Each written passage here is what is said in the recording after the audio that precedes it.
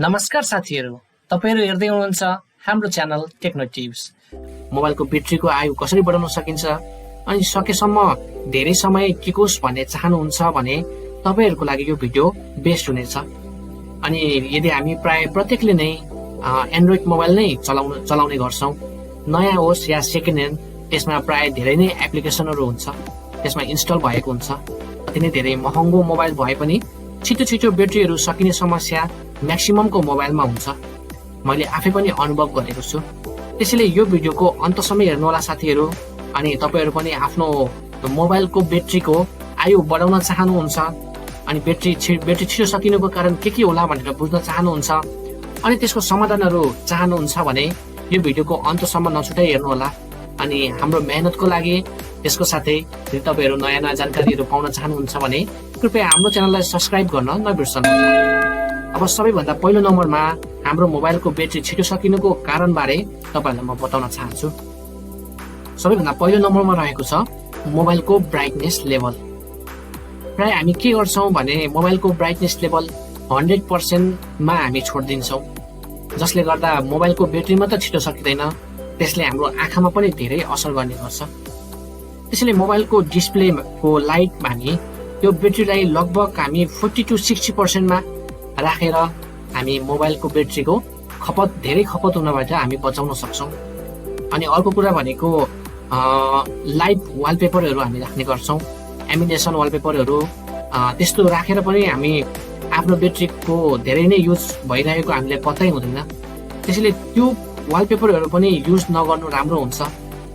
अनि दोस्रो नम्बरमा छ हाम्रो मोबाइलको ब्याट्री छिटो सकिनुको कारण भनेको स्क्रिन लक टाइम। मोबाइल चलाउनु भयो अनि केही समय राख्नु हुँदा पनि, जस्तै 5 मिनेट भयो, 10 मिनेट भयो, त्यति बेलासम्म पनि मोबाइल लक नहुने सेटिङ बनाउनु भएको छ भने त्यो सेटिङलाई तुरुन्तै तपाईहरु चेन्ज गर्न सक्नुहुन्छ।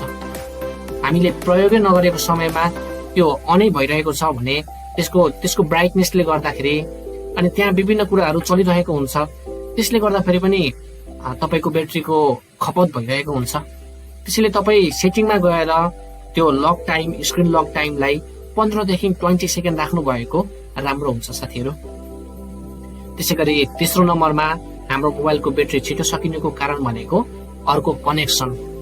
जस्तै हामी मोबाइलमा वाइफाईहरु कनेक्सन गर्छौं, ब्लुटुथ कनेक्सन गर्छौं, जीपीएस जसले लोकेसन ट्र्याक गर्छ त्यो जीपीएसहरु कनेक्सन गर्छौं, अन गर्छौं, त्यसपछि हामी चलाउँछौं, प्रयोग गर्छौं, त्यसपछि अर्कै काममा व्यस्त भएपछि हामी त्यसलाई बिर्सिहाल्छौं अनि पछि मात्र याद हुन्छ वाइफाई अनै हुन्छ अनि ब्याट्री पनि लगभग धेरै नै खपत भएर मोबाइल स्विच अफ हुने अवस्था हुन्छ।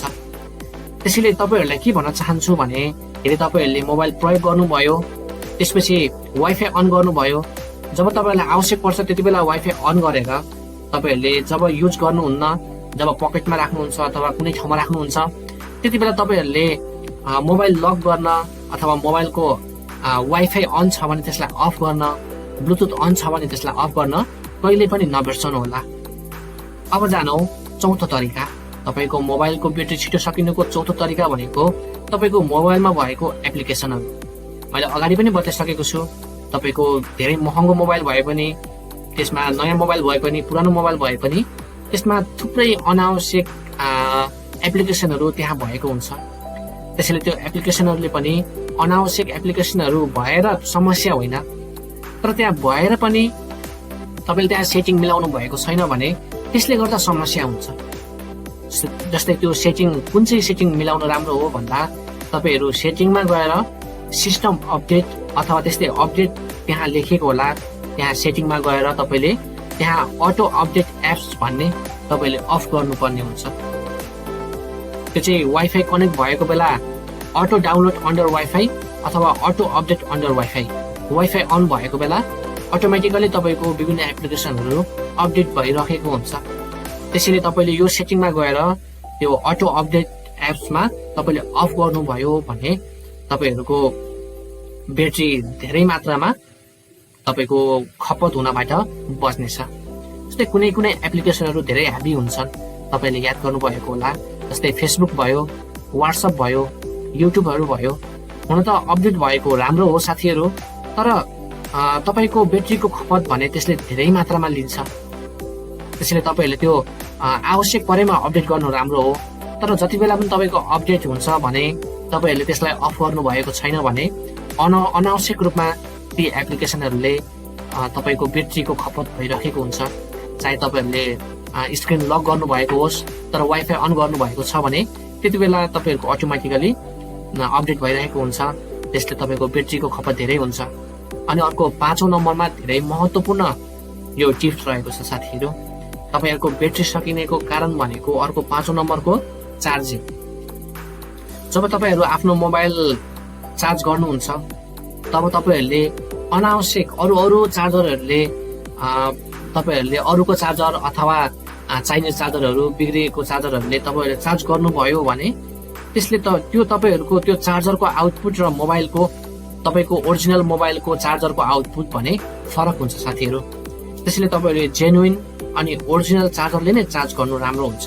अथवा तपाईँले मोबाइल किन्दा जुन कम्पनीको चार्जर पाउनु भएको छ त्यही कम्पनीको चार्जरबाट तपाईँहरूले चार्ज गर्नु हुँदाखेरि तपाईँको ब्याट्रीको आयु राम्रो हुन सक्छ।